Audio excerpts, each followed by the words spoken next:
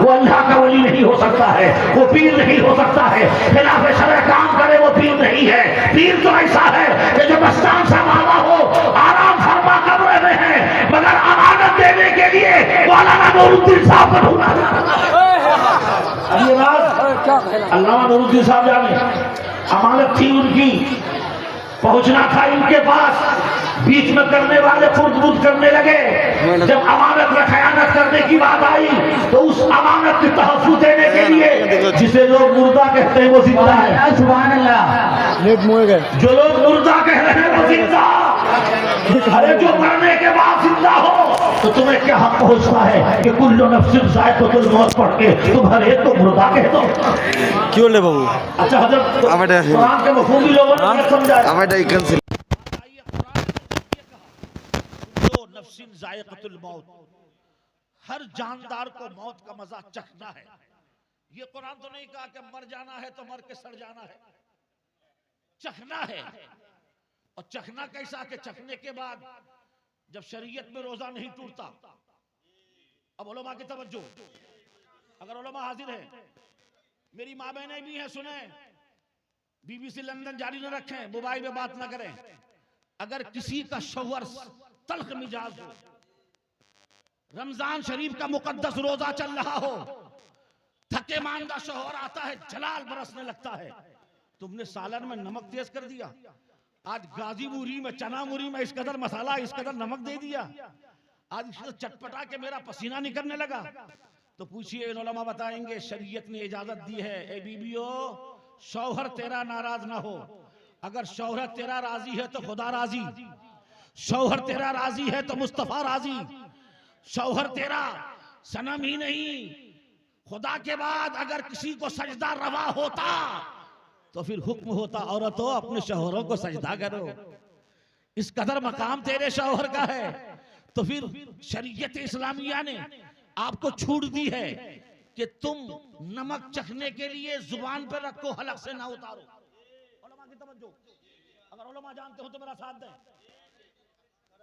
शरीयत इस्लामिया में इजाजत है, अगर किसी का शौहर तल्ख मिजाज है, सख्ती से बरतने वाला है, नमक कम होने पर, मसाला ज्यादा होने पर, नमक तेज होने पर, तो रोजे के आलम में मेरी माएं हल्का सा शोरबा जुबान पे रखें, लज्जत महसूस करें, उगल दें, इसको चखना कहते हैं। मेरी माँ बहनें जानती है।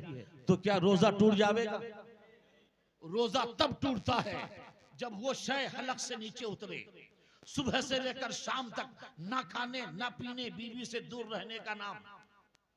अब ऐसा नहीं कि बीवी को बाजार में छोड़ दो, मैं वो लफ्ज नहीं लाता हूं कि मुजामरत का नाम, तो मेरी माँ बहनें समझेंगी नहीं। दूर रहने का नाम, नाइट की तरह दूर रहने का नाम। उलमा जानते हैं, नूरुल इस्लाम मुस्कुरा रहे हैं, हमारा साहिब उलमा मौलाना जाहिद साहब है कि नहीं, सूफी साहब, ये लोग मुस्कुरा रहे हैं। मौलाना जाहिद साहब जगह मुस्कुरा रहे हैं कि कहीं नाइट में बंद ना कर दे। ये तो हजरत उमर का एहसान है कि रमजान के नाइटों में भी आपके लिए, अगर आपने मुंह में रखा,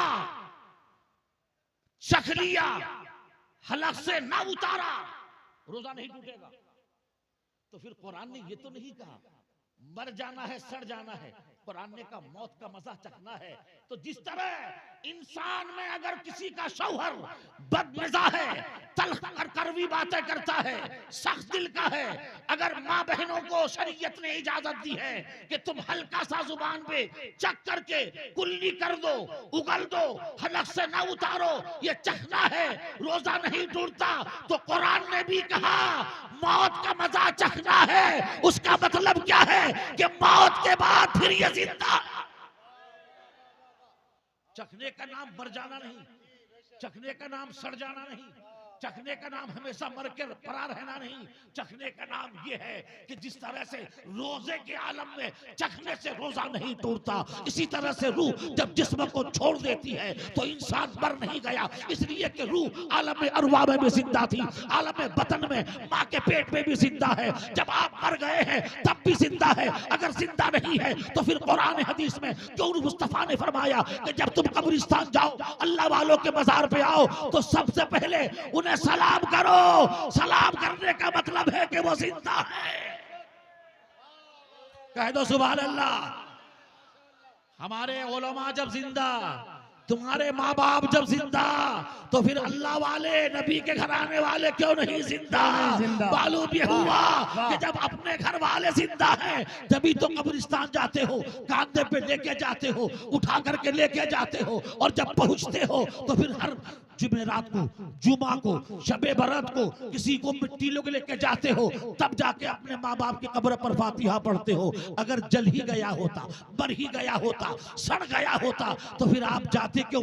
मुस्तफा इजाजत क्यों देते? उसका मतलब ही है कि रूह कफस से उन शुरू से अगर परवाज कर गई है तो रूह निकलने के बाद वो मर नहीं गया है, वो जिंदा है। इसलिए कि नबी ने सलाम को बताया है, सही हदीसों में है, बुखारी शरीफ में भी यही है कि पहले जाओ मुर्दों को सलाम करो। सलाम करने का मतलब ये है कि वो जिंदा है। साहबा ने पूछा, या रसूल अल्लाह, हम जिनको सलाम कर रहे हैं क्या सुनते हैं? तो नबी फरमाते हैं, ये सुनते भी हैं, तेरे सलाम का जवाब भी देंगे।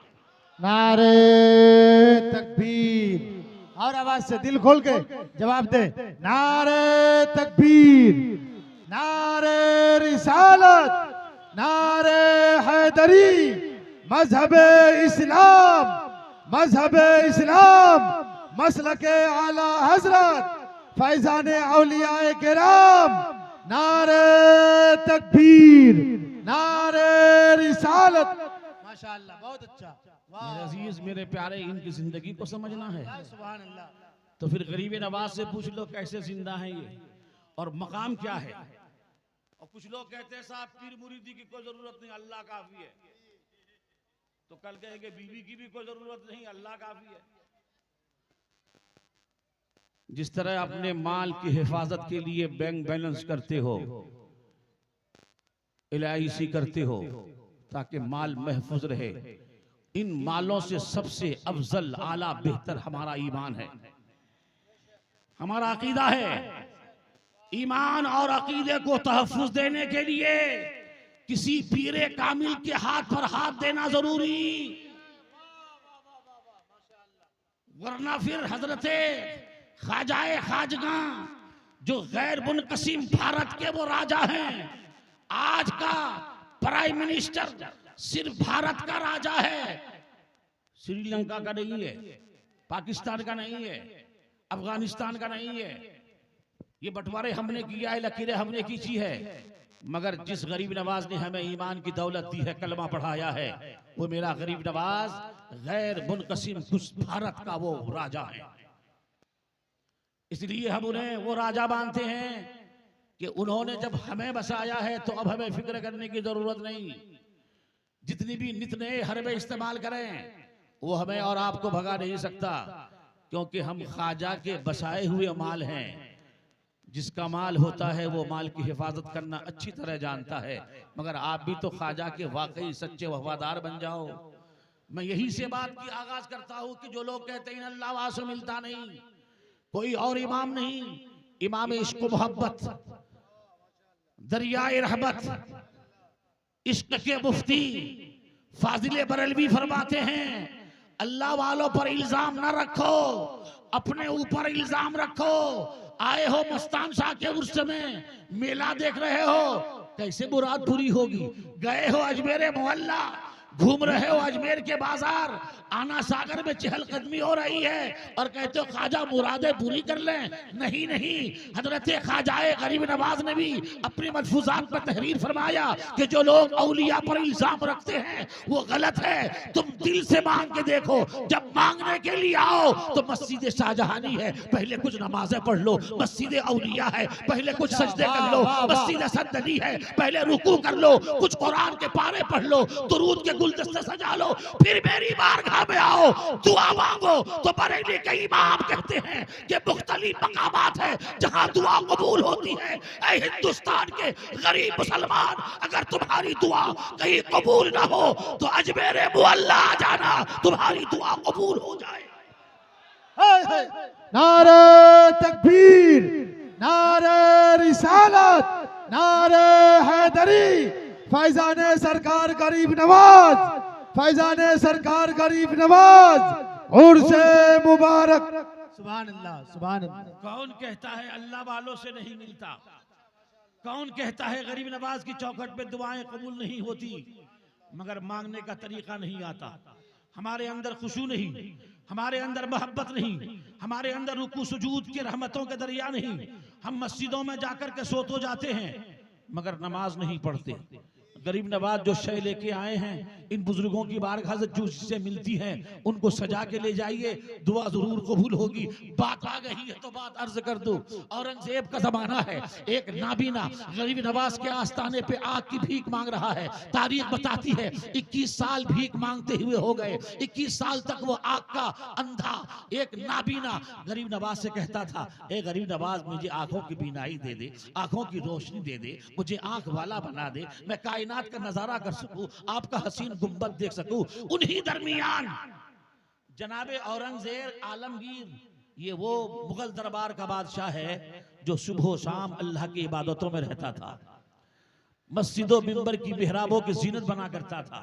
वो हाजिरी के लिए सलामी देने के लिए आ गया। वो फकीर चिल्ला रहा है, गरीब नवाज आंखों की बीनाई दे दे, गरीब नवाज रोशनी दे दे, गरीब नवाज रोशनी अता कर दे, हम भी कायनात का नजारा करें। आलमगीर खड़ा हो गया, इतनी दिन तक मांग रहा है, ये तो गरीब नवाज पर इल्जाम सही हो जाएगा कि गरीब नवाज दूसरों को देते नहीं। 20 साल से मांग रहा है और आंखों की बीनाई नहीं आई। 20 साल से मांग रहा है, अखियारा ना हुआ। 20 साल से मांग रहा है, इसकी रोशनी वापस ना आई। 20 साल से अंधापन दूर ना हुआ, ये अंधा ही रहा। तो एक सिपाही को बुलाया, कह जरा बंदूक वाला लेकर, बंदूक लेके खड़ा हो गया, कहा ये खड़े रहना, तलवार हाथ में है, तलवार वाले इधर खड़े हो जाओ, ये खड़े रहना। मैं गरीब नवाज के आस्थाने पे जा रहा हूं सलामी देने के लिए। सलामी देके मैं आता हूं, उससे पहले अगर इनकी आंख नहीं आई तो इनकी गर्दन मार दूंगा। ये गरीब नवाज पर इल्जाम के गरीब नवाज देते नहीं है। 20 साल और 21 साल से मांगता रहा, गरीब नवाज ने नहीं दिया। और फिर उस्ताद ज़मान कहते हैं, ए ख्वाजाए हिंद वो दरबार है आला तेरा, कभी महरूम नहीं मांगने वाला तेरा। ये कैसी बात है कि आज से 20 साल तक इनको आंखों की बीनाई नहीं मिली? ये तो गरीब नवाज पर इल्जाम होगा। सरकार आलमगीर औरंगजेब ने कहा, मैं सलामी देने जाता हूँ और सलामी दे के आता हूँ। इतने दरमियान अगर आंखों की बीनाई नहीं आई तो इस फकीर की, इस मांगने वाले की, इस मंगते की गर्दन उतार दूंगा। अब जैसे ही आलमगीर सलामी देने गया तो अब फकीर की धड़कनें तेज हो गई। गरीब नवाज अब तक तो नाबीना था, अब तक तो अंधा था, अब तक तो आंखों की रोशनी नहीं थी, अब तो जान पर बन आई है। अगर आंखों की बीनाई नहीं आई तो आलमगीर औरंगजेब बादशाह इनका हुक्म चलता है, ये तो मेरी गर्दन उतार देगा। अब तड़प बढ़ी है, अब जुस्तजू बढ़ा है, अब शौक बढ़ा है, अब खुशूए इलाही है, अब दर्द है, एक तड़प है, एक जुबान पे चाशनी है, एक आंखों में आंसू है। पूर्णम आंखों के साथ, सजदों की दुआई के साथ गरीब नवाज मोइनुद्दीन से मांग रहा है, आंखें भी अश्कबार है, बदन में लर्ज़त आ रही है। अगर बीनाई ना आई, गरीब नवाज अगर आंखें वापस ना किया तो फिर गर्दन चली जाएगी। अब तो जान की बन पाई है, अब तो जान चली जाएगी। जनाबे औरंगजेब सलाम देने के लिए गए हैं, सलामी पेश किया है, सरकारे गरीब नवाज की बारगाह में दुआ और फातिहा पढ़ी है, वापस आए हैं। अभी वापस ही आए थे, वो फकीर नाबीना खड़ा हो जाता है और कहता है, बादशाह देख मुझे गरीब नवाज ने अखियारा बना दिया। नारे तकबीर, नारे रिसालत, मसलके आला हजरत फैजाने सरकार गरीब नवाज। माशाअल्लाह, बहुत उम्दा। सवाल ये पैदा होता है, 20 साल से मांग रहा था, अब तक आंखें क्यों नहीं मिली? 20 साल से मांग रहा था, बीनाई पलट क्यों नहीं आई? इसलिए कि बेतवज्जही के साथ मांग रहा था, बेतरतीब मांग रहा था, बेगर खुशू खुजू मांग रहा था, बेवजू मांग रहा था, बेतवज्जही मांग रहा था। और देगा तो देगा, मिलेगा तो मिलेगा नहीं। खुशू के साथ जाओ, खुशू लेके जाओ, दर्द लेके जाओ, प्यार लेके जाओ और अकीदा लेके जाओ कि इन अल्लाह वालों की बारगाह से मिलता है। अगर ना मिलता तो नबी गरीब नवाज को ईमान देने के लिए भारत क्यों भेजे? तो तुम्हारा अकीदा ही पिलपिला है, अकीदा ही तुम्हारा मजबूत नहीं है। इसलिए ख्वाजाए अजमेर की बारगाह में हमसे ज्यादा उनकी भीड़ लगी होती है। वो पहले मन की मुरादें लेके जाते हैं। क्यों? जिस दिन उसे आना होता है, सुबह उठ के स्नान करते हैं, वो नहाते हैं, वो अपने भगवान के सामने तौबा तिल्ला करते हैं और फिर गुरु गुरु करके खाजा खाजा करके खाजा की चौखट में आते हैं।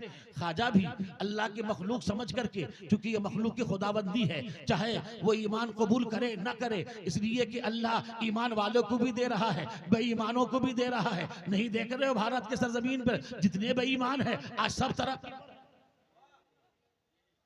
जितने बेईमान हैं, जबकि कुरान कहता है वल इज्जतु लिल्लाह वले रसूलिही वलिल मुमिनीन वलाकिन्नल मुनाफिकीन ला यअलमून। इज्जत तो अल्लाह के लिए है, इज्जत तो रसूल के लिए है, इज्जत तो मोमिनीन के लिए है, मगर मुनाफिकीन नहीं जानते। मगर इज्जत कब मिलेगी? जब इज्जत वाला काम करोगे। इज्जत कब मिलेगी? जब रसूल का इत्तबा करोगे। इज्जत कब मिलेगी? जब मोमिन की शान और मान के साथ काम करोगे। हमने मोमिन की आन छोड़ दी, मोमिन की शान की बातें छोड़ दी, इन अल्लाह वालों से दूर हो गए। यही वजह है कि हम अल्लाह वालों की बारगाह में भी जाते हैं तो महरूमुल किस्मत होकर वापस लौटते हैं, क्योंकि हमारे दिल में कोई तड़प नहीं होता। मांगो तो दिल से मांगो, अल्लाह वाले अता फरमाएंगे। बेशक बेशक, सुभान अल्लाह सुभान अल्लाह। बहुत अच्छा मिसबाह साहब, माशाअल्लाह। हुजूर शहंशाह वाह वाह। गरीबी नवाज हिंदल वली।